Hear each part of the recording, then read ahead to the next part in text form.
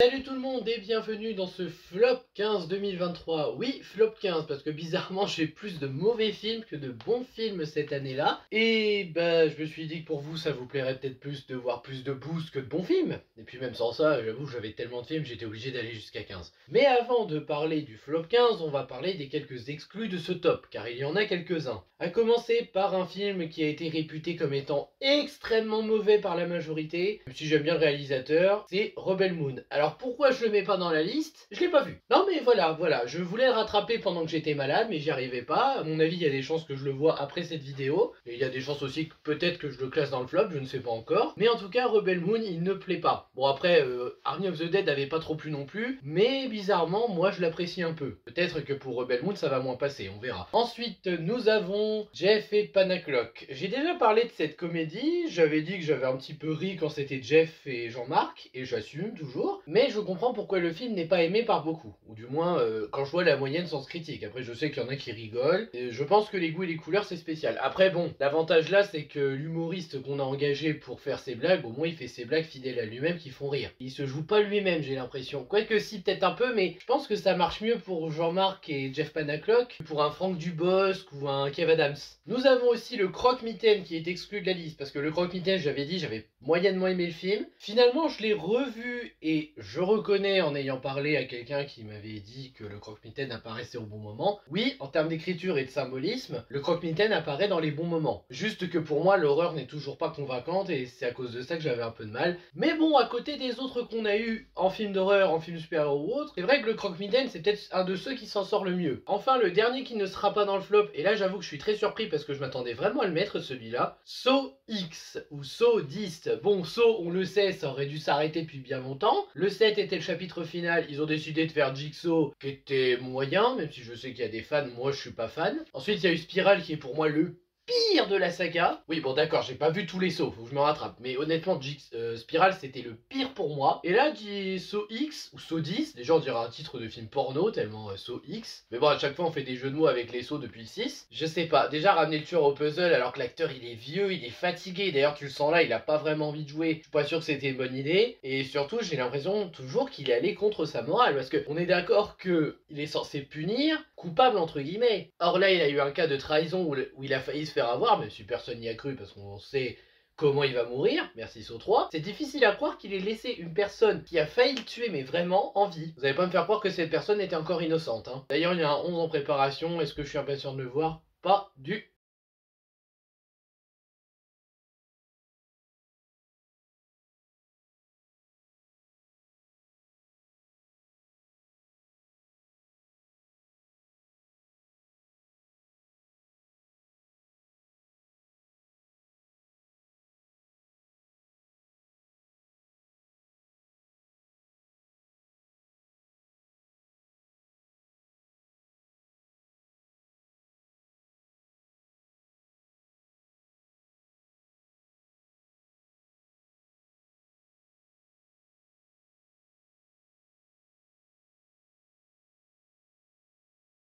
Bon allez, démarrons le flop 15 et on va démarrer avec The Marvels. Donc The Marvels, vous l'avez vu, j'avais pas énormément apprécié le film. Après, j'avais pas non plus autant détesté que certains. Captain Marvel pour moi n'est pas un mauvais personnage, c'est surtout qu'elle a été introduite beaucoup trop tôt dans le MCU et elle était beaucoup trop pétée dans Captain Marvel et dans Avengers Endgame. Même si Avengers Endgame, on pourrait limite enlever toutes ces scènes et les corriger autrement avec d'autres personnages plus utiles. On va pas parler de ça là. Moi, j'aime bien Brie Larson en plus à la base. Mais je peux pas nier que le film était pas très bon. L'antagoniste était à chier, Miss Marvel.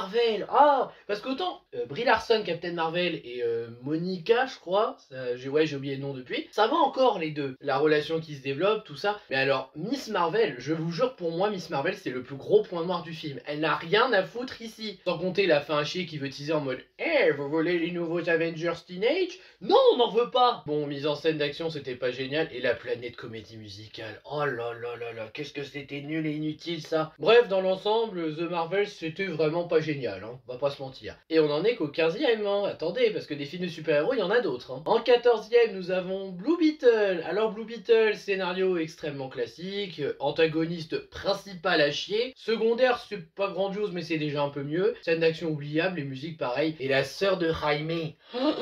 J'ai jamais eu autant envie de baffer un personnage dans l'univers de DC de ma vie. C'est quand même incroyable. Elle m'a même fait regretter Curtis dans Arrow. Qui, vraiment, j'avais le personnage, pas l'actrice. L'actrice, on lui fout la paix, elle n'a rien fait. Mais le personnage de la sœur de Jaime, je l'ai sous les yeux, je lui fous des baffes. D'ailleurs, c'est pour ça que j'arrive pas à revoir Blue Beetle. C'est uniquement à cause d'elle. Sans compter une romance classique totalement oubliable. Si je devais être gentil, je dirais que le costume de Jaime, ça rend à peu près correctement. Mais bon, les films de super-héros cette année, c'était clairement pas un avantage, surtout avec le ras-le-bol massif qu'on a. Numéro 13, encore un film de super-héros. Bah décidément, je les enchaîne pour l'instant. Shazam et la rage des dieux.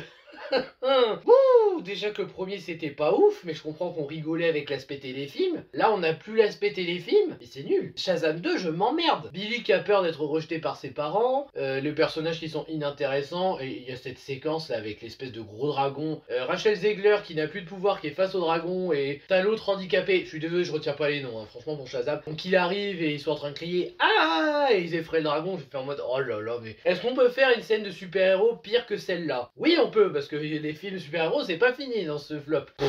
Un ennui, même dans le côté spectacle, c'est de la merde. Fanservice un peu trop poussé. Scénario pas très bien écrit. Hein. Non, franchement, j'ai pas aimé. Et les antagonistes totalement billables, les filles d'Atlas. On n'aura jamais Black Adam contre Shazam. Bon, numéro 12, on va changer un peu de registre avec un film d'horreur qui était à chier pour moi, mais en même temps, je m'y attendais parce que le 1 m'avait pas trop plu non plus. La Nonne 2. Déjà, le 1, c'était pas grandiose. La mise en scène et même l'horreur, c'est pas du tout réussi. Alors, ils ont essayé de faire quelque chose en mode oui, alors il y a une autre belle-sœur qui l'accompagne, qui veut apprendre d'elle, tout ça. Oui, et Stormred, encore une fois, j'aimerais la soutenir, j'aimerais lui dire waouh, t'as assuré dans ce rôle. Stormred, je suis désolé, là t'as rejoint un personnage inutile. Bah ouais, mais il faudrait que t'aies des personnages plus utiles. J'espère que t'as Riley dans The Last of Us, c'est génial, parce que j'ai pas encore vu la série, mais j'ai prévu de la regarder, et j'ai eu des bons retours sur elle dans cette série. Même sans ça, la Nonne 2, c'était pas grandiose, hein, c'est vraiment oubliable. Pire que le premier, légèrement, mais ça peut plaire aux fans du premier. Numéro 11, alors là c'est un film que j'ai rattrapé pendant que j'étais en convalescence, en eau très trouble. Oh putain. Alors ça c'est le genre de film qui n'est vendu que pour le grand spectacle. Jason Statham qui fait son homme d'action et qui me fait demander si ce mec sait jouer réellement en tant qu'acteur. Oui, bon, vous allez dire, un homme d'action, c'est un acteur. Ouais, mais bon, les hommes d'action maintenant, je suis pas sûr que ce sont des vrais acteurs. T'as beau me dire, ouah, il y a 3 gros requins encore plus gros que le premier que Jason Statham va affronter, j'en ai rien à foutre. Surtout qu'ils ont essayé de te rajouter des trucs du genre, oh, il y a une antagoniste qui est contre les solutions pour sauver la Terre. Oh, et t'as un antagoniste secondaire qui en veut à Jason Statham parce que justement, il l'a fait arrêter à l'époque vu qu'il est devenu un policier écologique. Putain, j'ai vu ça, j'ai fait waouh, ça va trop loin. Là. Côté spectacle, effets spéciaux, je pense que ça convaincra quand même un peu. Surtout que ça se contente pas des requins. Un truc qui est bien, c'est que ça pousse un peu plus avec d'autres bestioles de la fosse qui agissent dans notre monde, mais peut-être pas assez. Et comme on se concentre trop sur les mégalodons, voire les super mégalodons parce qu'ils sont encore plus gros, c'est un peu spécial. Et non, j'ai pas hâte de voir un 3. J'espère même que ça va s'arrêter parce que... Numéro 10, je mettrai Ant-Man Quantumania, qui est pour moi le pire film de super-héros de cette année. Et oui, je sais, j'aurais dû le mettre plus haut, mais c'est hésitant. Ant-Man Quantumania, c'était atroce. J'ai détesté la séance, j'ai détesté le regarder. Parce qu'autant le premier me faisait pas grand-chose, mais au moins je passais un moment correct. Le 2, c'était plus un film sur la guêpe que sur Ant-Man, mais ça passait encore un peu. Mais alors là, oh là là, c'est une catastrophe. MODOK, c'est une horreur. Les effets spéciaux, c'est horrible. Oh là là, je vous jure, c'est atroce à regarder visuellement.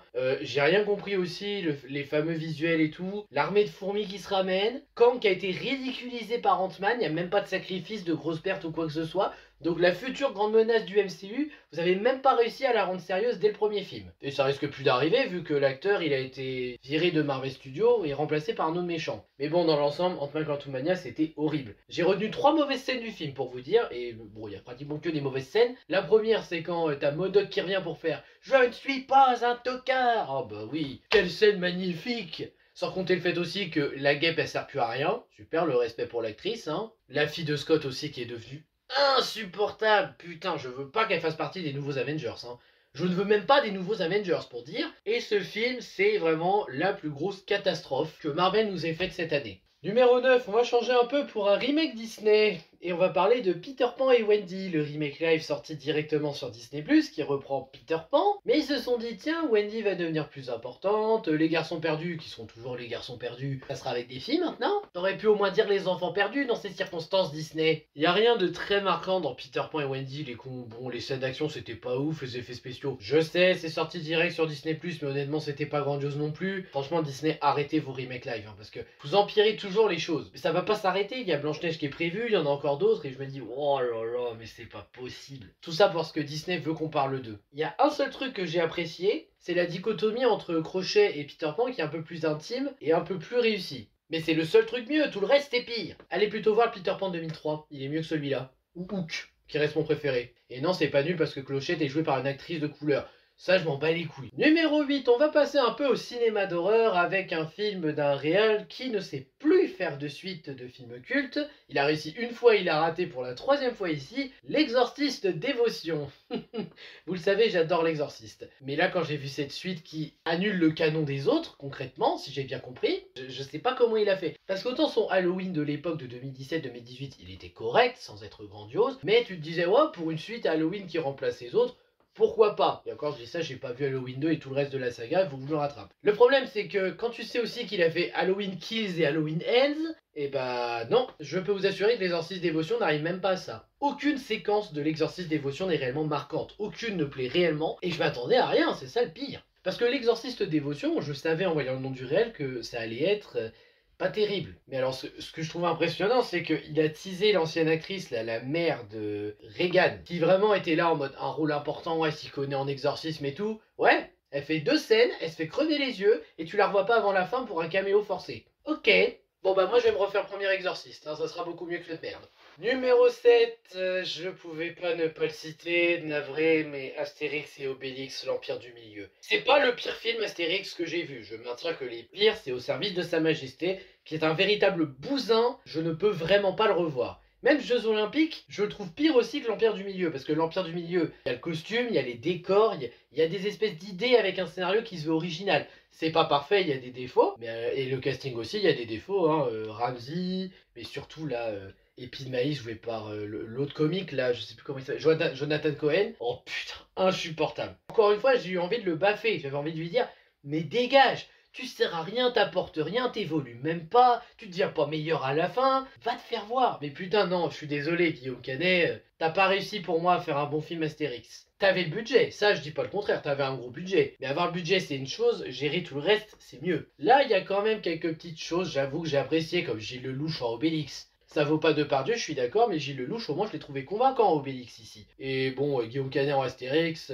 au moins, c'est pas le pire Astérix qu'on ait eu. Sans compter les délires qu'il a voulu mettre, du genre, ouais, la potion magique, c'est un peu de la drogue, des amphétamines, faut que j'arrête. Oh là là, non, non, non, non, on veut pas voir Astérix qui devient vegan. C'est aussi nul, voire un peu moins pire, mais quand même nul, qu'Astérix qui en a marre d'être célibataire. Mais comment ça se fait qu'ils arrivent pas à écrire sur Astérix? Moi, je comprends pas. Surtout que la BD, il y a beaucoup de matière. Hein. Je comprends pas comment ils font pour ne plus réussir à faire un bon film Astérix en live. Ah oui, parce qu'ils essayent de copier Alain Chabat depuis le début et ils y arrivent pas depuis Mission Cléopâtre. C'est vrai. Numéro 6, retour au film d'horreur avec un film que j'ai rattrapé pendant que j'étais en convalescence, Five Nights at Freddy's. Alors pour ceux qui se demandent, j'ai pas joué au jeu, je connais juste la réputation du jeu, à tel point qu'il y a eu un 2, si je dis pas de conneries, et peut-être que je jouerai au jeu à l'avenir, mais le film était pas génial. T'as beau m'avoir mis l'acteur de Pita dans Hunger Games, c'est pas pour autant que je trouve le film intéressant. Hein. La tante qui fait un complot pour dire « Ah, la gamine sera à moi ». Pourquoi tu veux la gamine? Je comprends pas, t'as même pas l'air de l'aimer ou quoi que ce soit.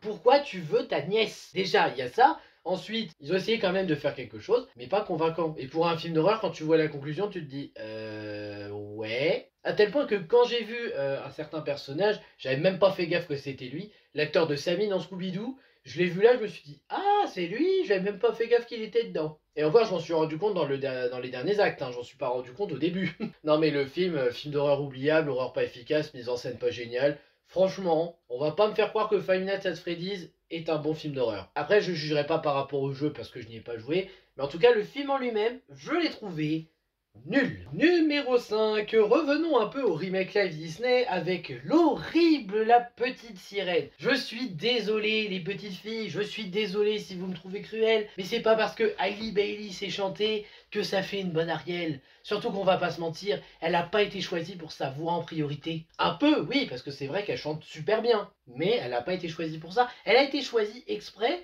pour que Disney refasse du wokisme et qu'on parle d'eux, parce qu'ils veulent qu'on parle d'eux. Maintenant ils ont compris, la stratégie c'est plus d'attirer tout le monde, c'est de faire en sorte que tout le monde parle d'eux, quitte à en parler en mal. Mais celui-là on s'y attendait. Hein. L'océan n'est pas du tout envoûtant, je le trouve même assez moche. Oui, tu sors après Avatar 2, donc forcément ça pique un peu les yeux. Les chansons, bah c'est facile de reprendre les anciennes chansons, hein. On va pas critiquer de ce côté-là, mais les nouvelles par contre on va pas dire que c'est grandiose. Le jeu d'acteur, bah vous allez pas me faire croire qu'Hailey Bailey sait jouer parce que quand elle est muette c'est horrible. D'ailleurs la façon dont elle fait deviner qu'elle s'appelle Ariel, j'ai vu ça, j'ai fait what? Au final tu te retapes le film d'animation en double, en plus long, en moins intéressant, en moins bien mis en scène, pour rien. Parce que franchement tu regardes le film d'animation, au moins tu retiens pas mal de choses. Là ce film live là, c'est une horreur. Et non, pour moi, Hailey Bailey, c'est pas Ariel. Et elle ne sera jamais Ariel. Ah, mais j'assume, hein, c'est pas une bonne actrice pour moi, Hailey Bailey. Alors, si elle me convainc dans un autre rôle, on verra. Mais là, dans La Petite Sirène, elle a été mauvaise. En même temps, quand t'es avec Rob Marshall, faut pas s'étonner que la direction d'acteur n'est pas toujours de qualité, hein. Sauf quand t'es Johnny Depp dans Pirates des Caraïbes 4. Mais bon, là, c'est le mec qui, je pense, a réussi à prouver qu'il savait encore jouer, malgré les mauvaises conditions du réel. Ah oui, et le rap avec Eureka, parce que j'adore Dorothée Pousseau, mais là... Ouh, mal aux oreilles avec cette horreur. Numéro 4. Alors, ce choix-là, je sais qu'il va en énerver certains, mais je suis désolé, j'ai jamais été fan de la saga. Et celui-là, bah, il s'en sort un petit peu mieux que les deux premiers, mais ça en fait pas un bon film. Les Trolls 3. Alors, les Trolls, je l'ai jamais dit sur cette chaîne et je vais vous le dire, j'aime pas l'univers. C'est trop coloré, c'est n'importe quoi. Poppy avec sa personnalité du oh, mais tout le monde doit être gentil, à se faire des câlins, gna gna gna. Putain, quel enfer. Le 2 était pas ouf non plus, je sais plus si j'avais fait le flop cette année-là avec lui. Le 3, il y a un bon point, c'est qu'ils se sont concentrés sur Branche avec la famille, et la thématique de la famille est plutôt pas mal. Bon, l'animation, elle est aussi, pour être gentil, elle est pas trop mal aussi. Mais en fait, je suis sidéré de voir que DreamWorks, ils font un très bon film comme Le Chapeauté 2, et après ils se disent, tiens, on va faire un truc à chier que personne n'attendait comme Les Trolls 3. Oui, bon, il y a eu Ruby, l'ado Kraken entre deux qui était plutôt correct. Mais vous m'avez compris. Et donc bah là ça recommence parce qu'on a eu les Trolls 3 qui étaient nuls pour moi. Et on va avoir Kung Fu Panda 4 qui s'annonce peut-être comme très bon. Je ne sais pas, nous verrons. En tout cas il donne envie. Ah, Poppy sert à rien, d'ailleurs sa sœur non plus sert à rien. Oh, Viva, je sais même plus comment elle s'appelle, j'oublie Paramel Bent. Le scénario c'est pas grandiose non plus, et les antagonistes. Oh, mais on a trouvé les pires antagonistes des trolls, c'est quand même incroyable. Là, ça fait une thématique sur le fait que t'as des gens qui veulent juste le talent d'autres gens pour faire leur musique, ce qui est un peu vrai, hein, l'autotune, tout ça, et même l'IA. Mais, même dans ces circonstances, ces deux méchants sont à chier. Velvet et son frère sont mauvais, ils sont nuls, ils sont pas intéressants. D'ailleurs, oui, elle s'appelle Velvet, mais clairement, je préfère celle de Tales of Berseria. Hein. Beaucoup plus belle, marquante et méchante. Vraiment, les Trolls 3 pour moi à oublier. Donc quel est le podium de cette année pour les pires films 2023? Eh bien, nous allons commencer par parler d'un film d'horreur un peu parodique, Crazy Bear. Et non, je vais pas dire Crazy Bear parce que c'est pas de la bière, c'est un ours. Donc ce film, c'est un film d'horreur où un ours prend de la cocaïne, où les trafiquants essaient de la retrouver. J'ai l'impression qu'on suit un délire d'un étudiant bourré. Et encore, ça aurait pu être marrant. On aurait pu se dire, bon, bah, ça se veut parodique ou quoi que ce soit. Mais même pas. Perso oubliable, jeu d'acteur horrible. L'horreur à la limite c'est pas important, ça se veut plus comédie horrifique. J'aurais pu laisser passer si ça se voulait vraiment drôle, mais ça ne se veut jamais drôle. Ou du moins pas correctement. C'est dommage en fait parce que je m'attendais à un vrai nanar où je pourrais rigoler vu le scénar. J'ai même pas réussi à rigoler. En médaille d'argent, nous avons en deuxième position Winnie the Pooh. Et oui, le fameux film d'horreur parce que Winnie est tombé dans le domaine public avec Porcinet. Et que dire sur ce film? Bah... c'est pas bon. Après, je reconnais un point, c'est qu'au moins là, ils ont assumé. Ils ont pas dit, ah, c'est quelqu'un qui se déguise en Winnie pour faire ça. Non. Là, c'est vraiment Winnie qui a pété un plomb, qui décide de tuer des gens. Ok, là, c'est bien, c'est assumé. Le film a pas coûté énormément, d'après ce que j'ai compris, mais il a rapporté beaucoup. D'ailleurs, on va avoir une suite. Mais honnêtement, waouh, quoi. C'est incroyable de voir ça. Le concept marche, mais le film en lui-même est pas ouf. Les personnages sont oubliables aussi, hein, on va pas se mentir. Même Jean-Christophe, je le trouve pratiquement invisible ici. Il est pas intéressant, alors que ça aurait pu mener à quelque chose d'intéressant. Hein. L'horreur en elle-même, c'est trop classique. Tu vois venir les scènes, tu vois comment ça va se passer, comment tel va mourir. C'est pas une surprise, hein, franchement ça se voyait venir. Après, je ne sais pas si la suite fera mieux, mais en tout cas, là, c'est pas encourageant. Et je crois que la suite, ça sera pas encourageant non plus. On verra. Après, j'avoue que je respecte parce qu'un film avec si peu de budget qui a réussi à rapporter autant, surtout pour le concept, c'est balèze. Et enfin, la palme d'or du plus mauvais film de cette année pour moi, on le surnomme le nouveau Dragon Ball Evolution, Les Chevaliers du Zodiaque. Ah. Moi qui adore les Chevaliers du Zodiaque originaux avec l'animé avant tout, ça fait mal, mais d'une puissance cosmique. Oh là là là là, j'ai l'impression de m'être pris l'explosion galactique de Saga x 10 là, tellement c'était horrible. Le seul truc qui a accompli ce film, c'est d'avoir réussi à compléter la trinité des pires adaptations de manga, à savoir Dragon Ball Evolution, Death Note de Netflix, et celui-là. Mais y a rien qui est bien. Effets spéciaux à chier, mise en scène à chier, jeu d'acteur à chier, Iki, oh putain, Iki, mais ils t'ont fait quoi, mon pote? T'étais le meilleur chevalier de la série. Après, c'est IA pour moi. Mais quand même, t'étais le meilleur chevalier de la série. Comment ils ont osé te faire ça? Finalement, je suis content qu'on n'ait pas vu Shun, Shiryu et Yoga, hein, parce que vous imaginez l'horreur. C'est même pas drôle par sa nullité. Pour moi, on a trouvé un film au même niveau que Dragon Ball Evolution dans les pires adaptations de manga ever. Donc c'est balèze. Et c'est lui qui a la médaille d'or du pire film de l'année 2023. Et voilà, nous terminons ce flop 2023 avec ce film. J'espère que ça vous aura intéressé. N'hésitez pas à liker, à partager, à vous abonner et à me donner votre flop, ça m'intéresse aussi. Et je vous dis à bientôt pour de prochaines vidéos. Ciao!